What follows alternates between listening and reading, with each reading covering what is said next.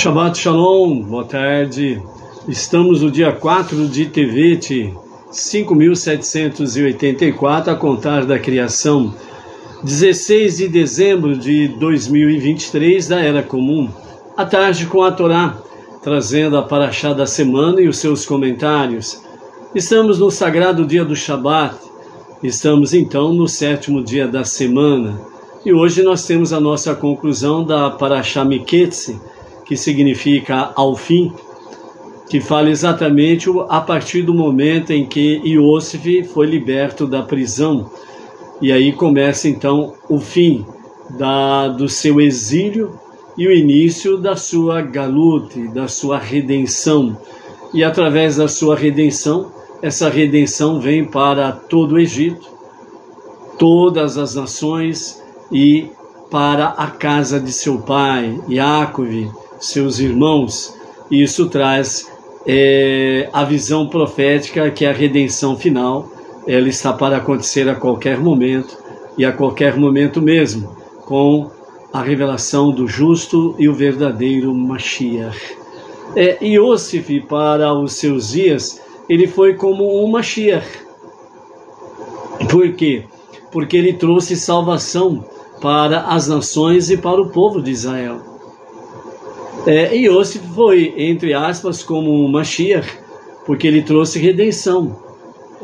O mundo estava realmente nos seus mais profundos níveis de ética, moral e espiritual, muito abaixo do normal, né? Muito corrupção, depravação, em todos os níveis, né? Ético, moral e espiritual.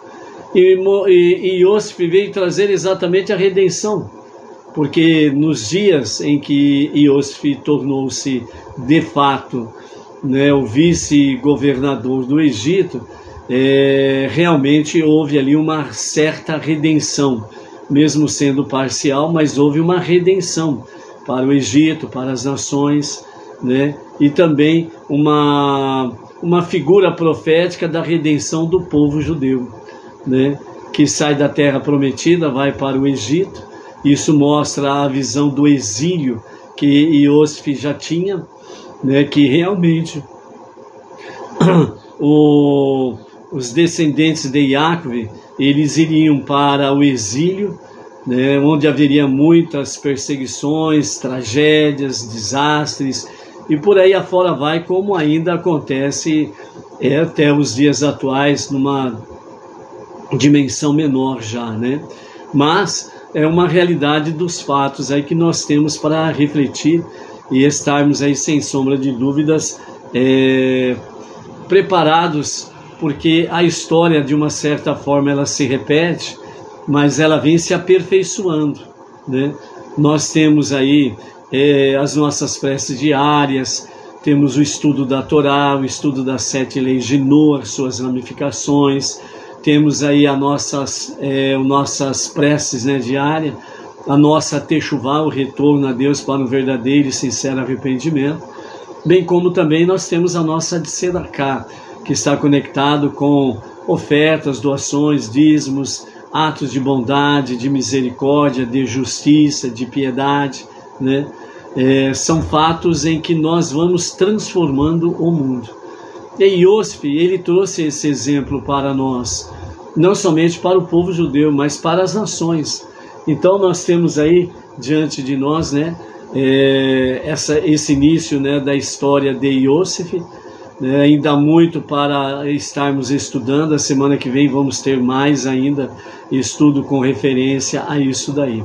Então por isso, né, amados, nós temos aí no dia de hoje para refletirmos dentro das mensagens do nosso Rebbe Menachem Mendel, um presente de amor, que nós vamos ver aí o que significa isto, que está conectado exatamente com o cálice de prata de Yosef, que foi aprendido com Benjamim. Aí nós vamos ver o desenrolar dessa história aí. E nós temos aí diante de nós, né, o nosso primeiro Shabat após Hanukkah, e onde que nós precisamos renovar, né? Shabat para nós, como dizem os sábios, é um oásis no meio do deserto. Então nós temos uma semana inteira de deserto. E quando chega Shabat, nós temos um oásis. Encontramos um oásis no meio desse deserto. É um momento de recuperar as nossas forças, as nossas energias. É um momento de nós realmente estarmos recarregando, no bom sentido, as nossas baterias. É um momento de nós estarmos, de uma certa forma, mais descansados, né? Descansar no eterno, honrando o Shabat, né? Não nos desconectando, né? Com o estudo da Torá, as preces, né? Os 5 tripés que nós temos aí, né? As 5 bases, melhor dizendo, do que nós temos aí, né?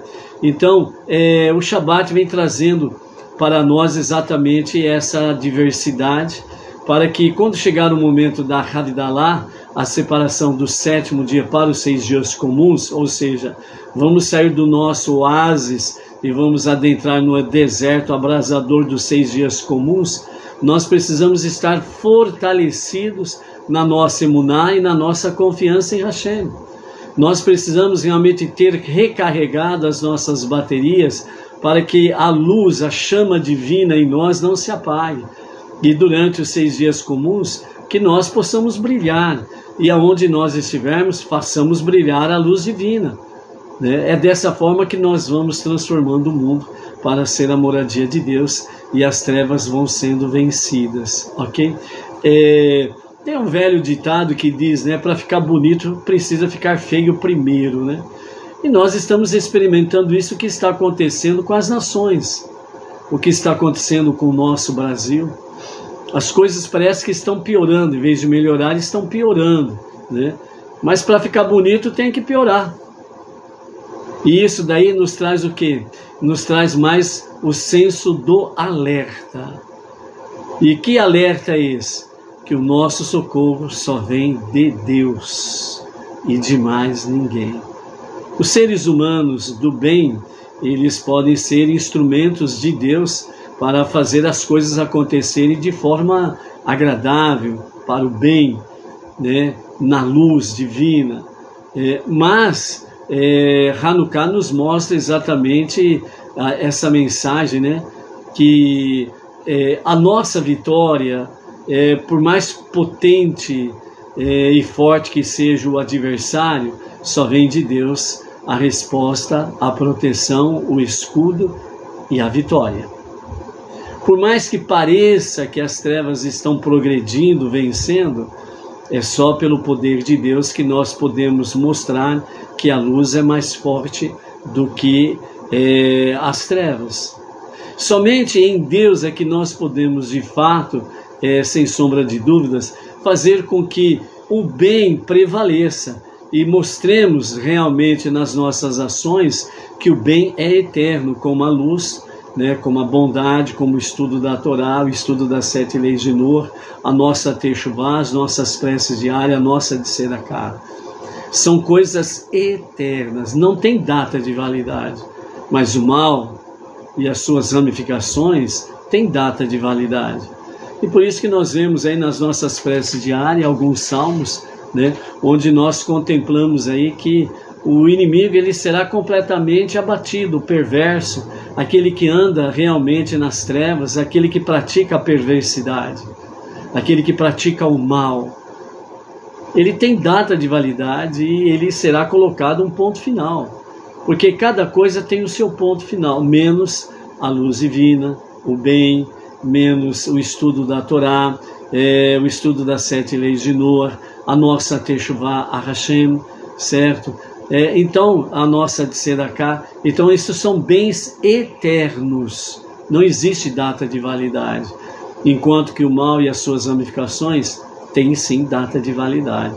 Então não olhe para o mal e aqueles que estão a serviço do mal, que parecem que estão progredindo, como diz, né, o salmista, parece que para eles está tudo normal, está tudo bem, né? Eles não estão nem aí com o mal sendo o mal aparentemente prevalecendo sobre o bem ou coisas semelhantes a essas. Mas uma coisa é certa, sem sombra de dúvidas, Deus é o único todo-poderoso, sem sombra de dúvidas, ok? O José Vicente de Souza, Juca Souza, está escrevendo aí que Deus é igual a Zeus. Zeus era ídolo do paganismo do passado, o nome do eterno é Yahweh.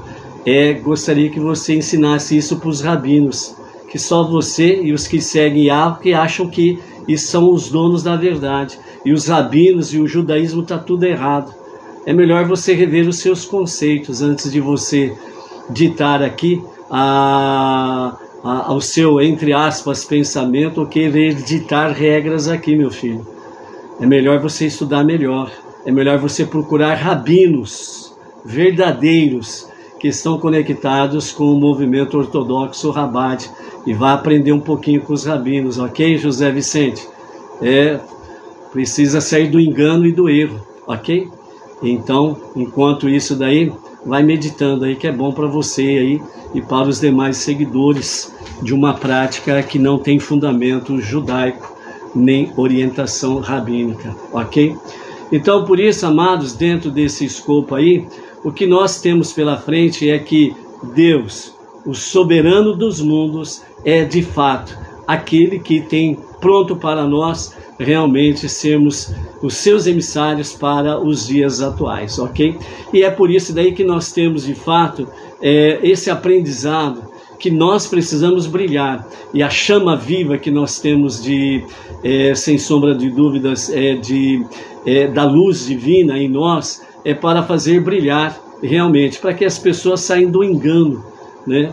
É inadmissível que um não-judeu ele comece a trilhar o caminho judaico e acha que já é o dono da verdade absoluta, né? E que os rabinos e o movimento Rabad, bem como também o judaísmo em si, né, estão todos errados. Só ele e o seu segmento, que não é aprovado por rabino, né, que está certo. Então isso daí é um perigo constante de fazer com que as trevas progridam e a luz vai sendo apagada pelo engano, né?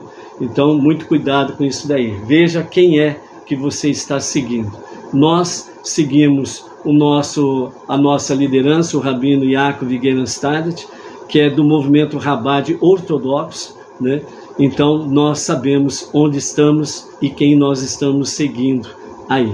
E por isso nós vamos em frente na nossa jornada aí, ok? As nossas duas porções para este momento, né, de encerramento da Parashá Miketze, né, ela de fato traz para nós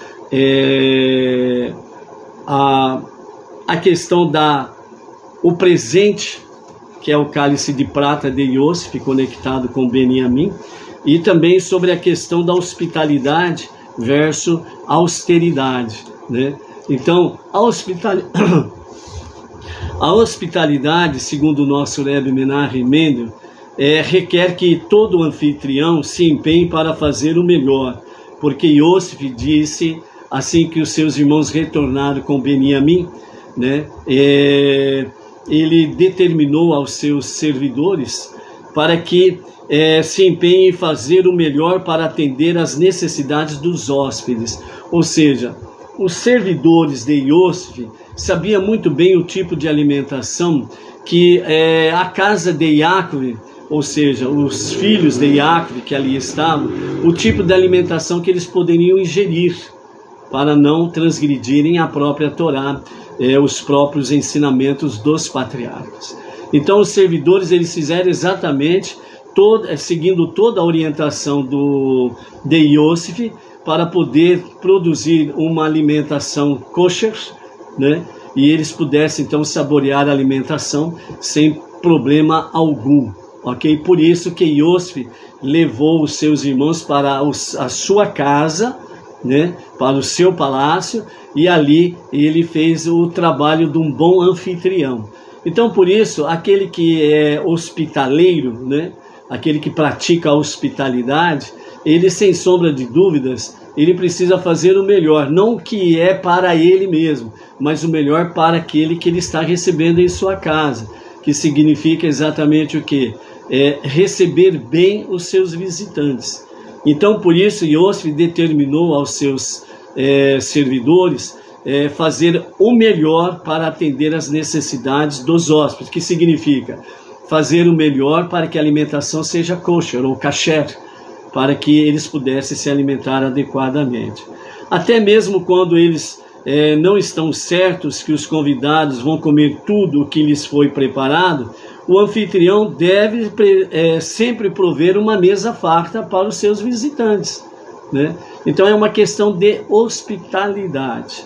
De modo semelhante, embora viver frugalmente seja um valor encontrado na Torá, é um valor que a pessoa deve impor a si mesma e não aos outros.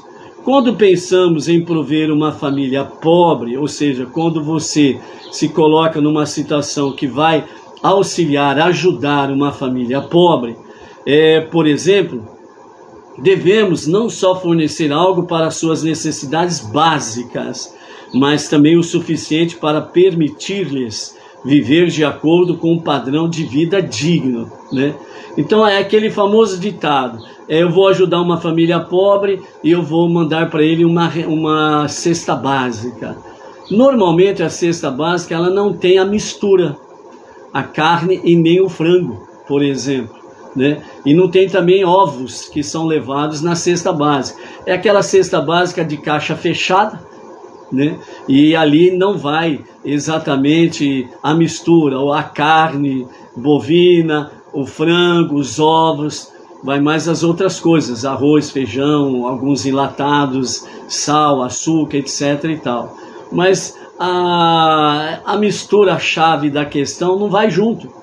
Então, se você quer suprir aquela família, você não pode apenas mandar uma cesta básica, mas você precisa mandar também o quê? A carne bovina, um pouco de carne bovina, ovos, frango, para que a pessoa possa fazer ali a sua alimentação. Você envia uma caixa de cesta básica e vai o que nela? Arroz e feijão. Mas cadê a mistura?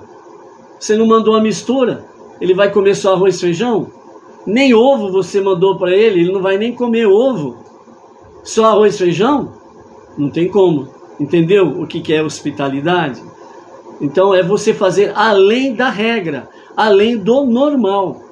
Isso é hospitalidade, ok? É isso que o Rebbe nos chama a atenção, né? E a melhor forma de você poder prover realmente esse tipo de hospitalidade, prover para uma família pobre, é só você se colocar no lugar dela.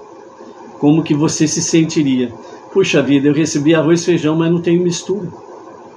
Vou comer só arroz e feijão? Entendeu?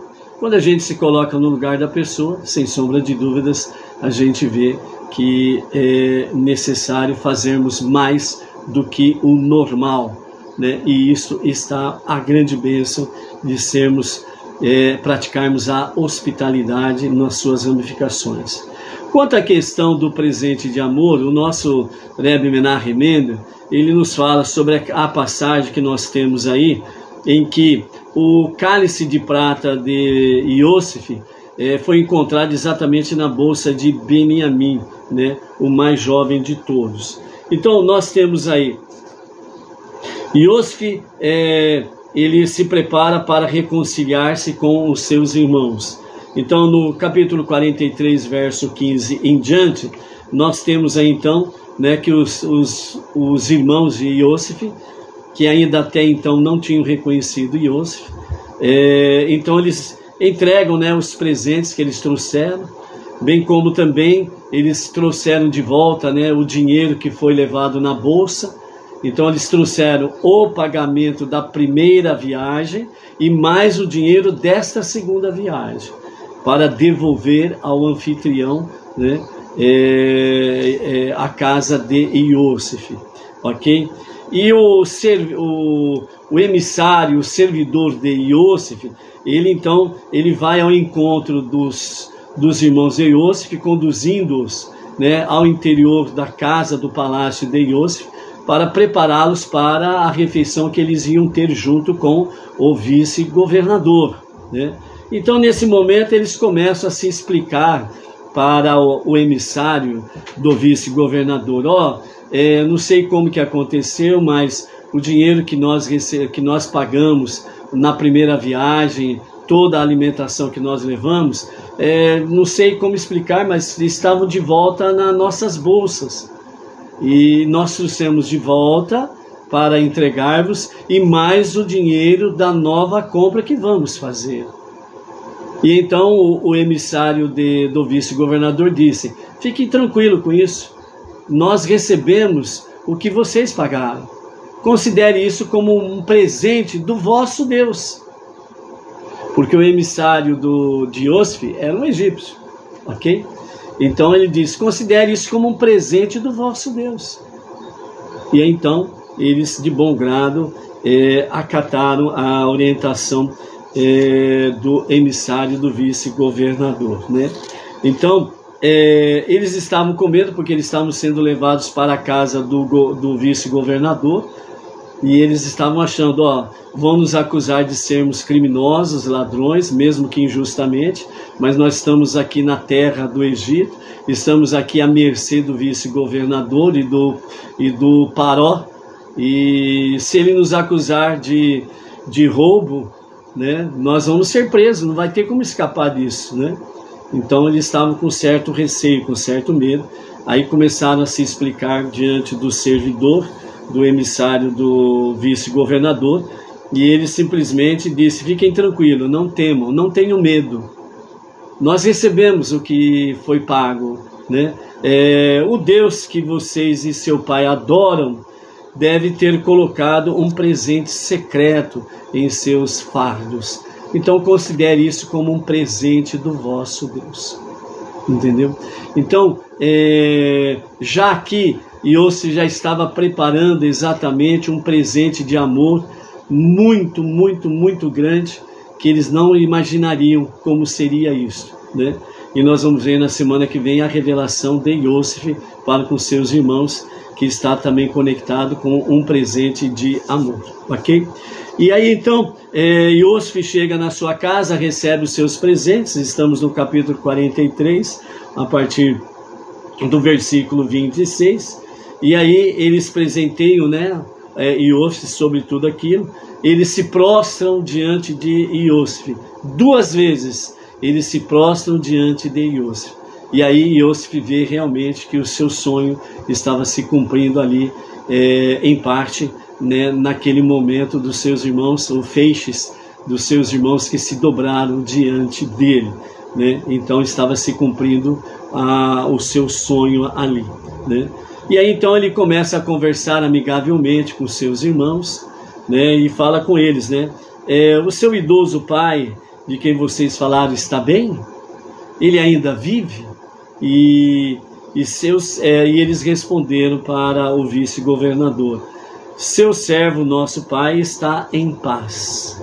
Eles replicaram: ele ainda está vivo? Eles inclinaram pela segunda vez e prostraram-se, agradecendo a Iosif, né? Então foi aí a segunda prostração deles. Então, no verso 29 fala que Iosif, ele ergueu os olhos, né? Levantou os olhos, e ele viu então seu irmão Beniamim, filho de sua mãe. E ele disse: esse deve ser o irmão mais novo de vocês, de quem vocês me falaram, né?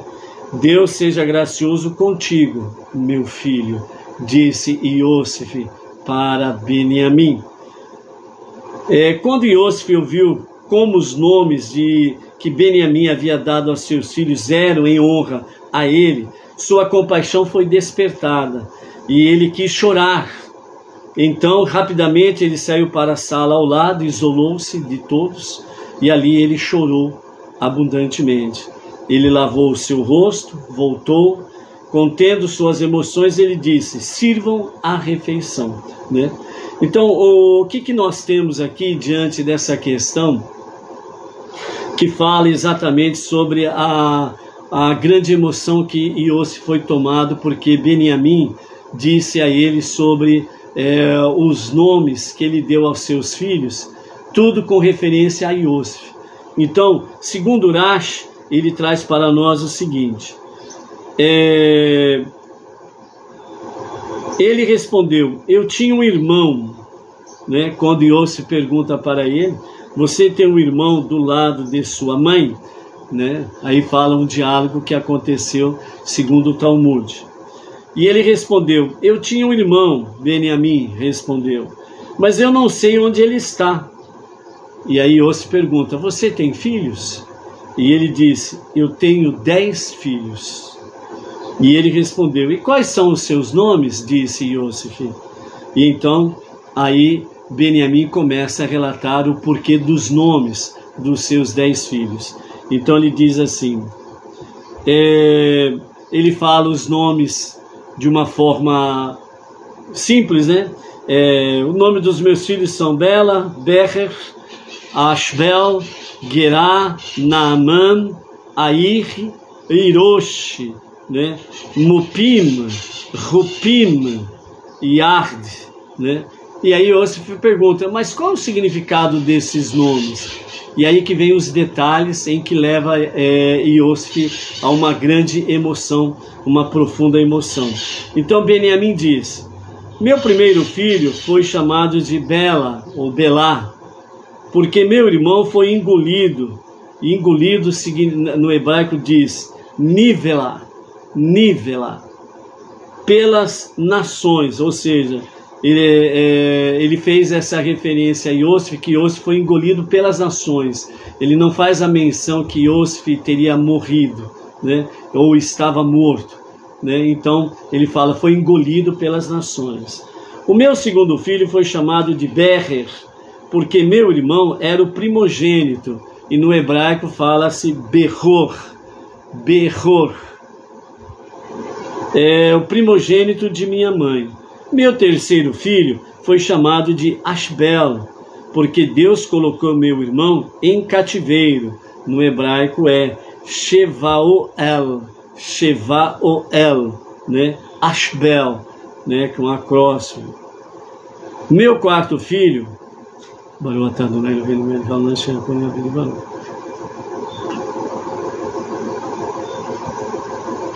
meu quarto filho foi chamado de Gerá, porque meu irmão viveu longe de casa, que significa em hebraico Nit Gayer, Bar Sania, Gerar. O meu quinto filho foi chamado de Naaman, porque meu irmão era muito amável, em hebraico Naim, Naim. O meu sexto e sétimo filho foram chamados de Airi e Rosh, porque ele era meu irmão, Eri, e ele era meu superior, Rosh. Meu oitavo filho foi chamado de Mupim, porque meu irmão aprendeu da boca de meu pai, que é Mipi, aprendeu da boca de meu pai. Meu nono filho foi chamado de Rupim, porque meu irmão não viu meu palio nupcial, que no hebraico aqui ele chama de Rupati, Rupati, a Rupá, né, o palio nupcial. Mas eu não vi o palio nupcial dele também, Rupatô, Rupatô. O meu décimo filho foi chamado de Ard, porque meu irmão desceu ao Yarad, que significa ele desceu entre as nações, conforme ensinado pelo tratado Sotá, né?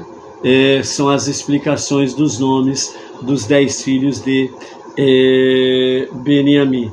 Então, dessa forma, quando Iosif ouve isto, então a sua compaixão foi despertada, ou seja, as suas emoções ficaram muito fortes, né, de compaixão, e ele precisou se retirar e ir para um cômodo isolado, onde ele pôde chorar sem ninguém ouvi-lo.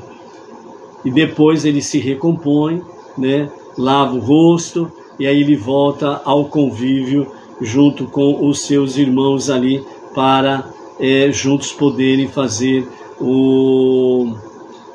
a refeição em conjunto, né?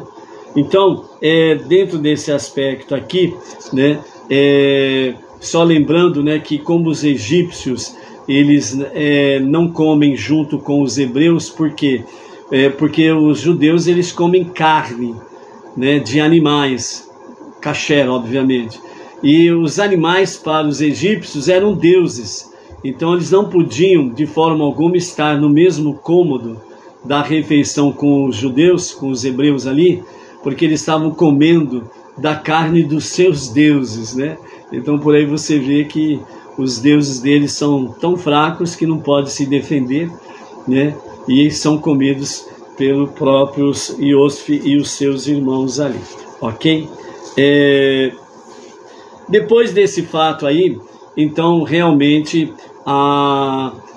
todo o provimento é colocado novamente, né, nos sacos, nos animais que eles levaram para transportar os alimentos para a casa de Yaakov, né? Então eles reiniciam a sua viagem de retorno, né? Depois de descer ao Egito, agora eles vão subir para Canaã, a terra prometida. E durante esse percurso que eles estão retornando, então Iosef envia Menashe com uma escolta de soldados e vai ao encalço dos 11 irmãos, né? Porque Shimon foi restituído ao convívio dos seus irmãos. Então ali estão os 11 irmãos, Iosef é o 12º.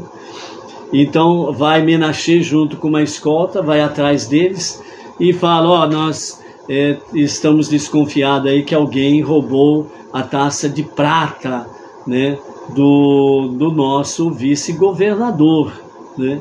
Então nós vamos dar uma geral aqui nas suas cargas para ver como que fica isso.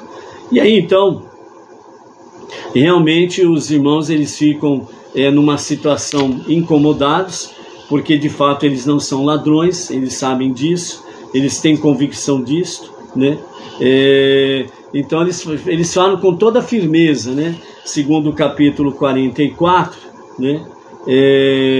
Vocês, no finalzinho do verso 5, né, diz: vocês fizeram uma coisa terrível, né? Roubaram a taça de prata do vice-governador. Então eles disseram, verso 7 do capítulo 44: por que tu dizes tais coisas? O céu nos livre de fazer tal coisa. Além do mais, nós lhe trouxemos de volta o dinheiro que encontramos na bolsa dos nossos fardos, na primeira viagem. Como é possível que pudéssemos roubar prata ou ouro da casa de teu senhor? Se um de nós tiver o cálice em sua posse, ele morrerá. O resto de nós tu podes tomar como escravo, se for encontrado. É verdade o que vocês disseram, que todos vocês são coletivamente culpados, mas eu serei misericordioso, e somente aquele que estiver com o cálice será meu escravo, replicou o vice-governador. O restante de vocês ficará livre. Então, rapidamente, baixaram os fardos, e aí foram abrindo cada fardo. E o cálice foi encontrado exatamente no fardo de Beniamim. E aí, realmente, o que acontece? Todos os 10 irmãos, com exceção de Beniamim, rasgam as suas vestes em sinal de grande aflição, porque o cálice foi encontrado no fardo de Beniamim. Então, nesse momento que eles rasgam as suas vestes, num ato de extrema aflição, eles estavam mostrando realmente o quanto que eles estavam consternados com aquela situação. No primeiro momento. Porque o primeiro momento foi a grande surpresa do cálice estar no fardo de Beniamim. E como eles tinham acabado de dizer, com quem for encontrado o cálice morrerá, e nós seremos escravos vossos. Eles tinham tanta certeza que não eram ladrões, que eles não eram criminosos, que eles anteciparam uma sentença. Com quem estiver morrerá, será morto, e os demais serão seus escravos, porque eles tinham certeza absoluta que eles não tinham cometido tal crime, porque eles sabiam quem eles eram. Mas aqui, o que nós temos nesse momento? O porquê disto? Aqui é chamado de teste final. É o último teste para os 10 irmãos, com exceção de Beniamim e o próprio Iosef. Os outros 10 irmãos era o teste final deles. Se de fato eles realmente tinham se arrependido de ter vendido José, e se de fato eles realmente amassem a Beniamim, e eles não fariam como fizeram com Iosef, abandonando a sua sorte própria. Então era o teste final, era a prova final, se realmente eles estavam de fato arrependidos ou não. E isso nós veremos a partir de amanhã, na nova Parashá que nós teremos pela frente na próxima semana, que é Vanigash. Vanigash, que significa se aproximou. Foi o momento que Yehudá se aproxima de Iosef para falar alguma coisa pertinente a esta situação, que nós vamos ver a partir dessa próxima semana aí, ok? Então, amados, dentro desse contexto aí, né, uma das coisas que precisa ficar patente em nós é que a prova, o teste, sempre estará presente nas nossas vidas. Você não pode, em hipótese nenhuma, a semelhança dos irmãos aqui de Iosef e Beniamim, serem precipitados em decisões. Com quem for encontrado morrerá, e o resto vai ficar escravo do Senhor. Então nós precisamos tomar cuidado com precipitações, em tomarmos decisões precipitadas, que poderá nos trazer grandes amarguras posteriores. Nós precisamos tomar cuidado com as decisões precipitadas, que elas são levadas por fortes emoções e não pelo intelecto, a razão. É onde que nós precisamos realmente analisar o contexto. O contexto. Nesse momento, os irmãos tomados de grande emoção, mesmo eles dizendo para o vice-governador, como poderíamos, antes que o cálice fosse encontrado com Beniamim, como poderíamos roubar alguma coisa, prata ou ouro da casa do nosso Senhor?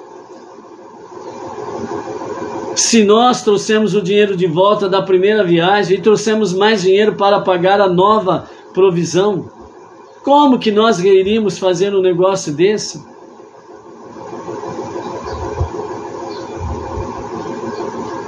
Mas no momento que o cálice é encontrado, eles são levados por fortes emoções, rasgam as suas roupas, em sinal de grande aflição que o momento exigia. Já na próxima Parashá, a partir de amanhã, Vaigash, e ele se aproximou, falando de Yehudá que se aproximou de Iosef. Então é um momento em que se recupera as fortes emoções e a razão começa a se encaixar dentro dos fatos, e aí então Yehudá toma uma decisão, e nós vamos ver qual é essa decisão a partir de amanhã, ok? O presente de amor, segundo o nosso Rebbe Menachem Mendel, disse Iosef a um dos seus emissários: coloque o meu cálice de prata no topo da bolsa de Beniamim, o mais jovem. Iosef sabia que os judeus ficariam no exílio por um longo tempo, e nem todos possuiriam o mesmo nível de consciência divina que possibilitou a ele prosperar espiritualmente mesmo no Egito. Por isso, Iosef procurou um meio de protegê-los da depravação desse país, garantindo que eles finalmente o abandonassem para ir receber a Torá.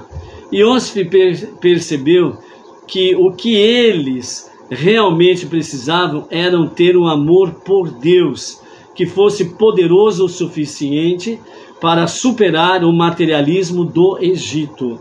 O cálice de prata de Iosef faz alusão a este amor. A palavra prata no hebraico é kesef. Kesef está relacionada ao anseio, que é kisuf. Iosef também sabia que as pessoas que ainda não são totalmente justas não conseguem despertar tal amor por si mesmas, de modo que ele incutiu esse sentimento nelas, implantando-o dentro de Beniamim. Ou seja, o que o Levi está dizendo aqui, amados, é que quando ele colocou o cálice no fardo de Beniamim, e era a prova final, o teste final, se eles estavam de fato arrependidos ou não, se eles de fato amavam ou não amavam Beniamim e amavam a Iosef, né? Era a prova final.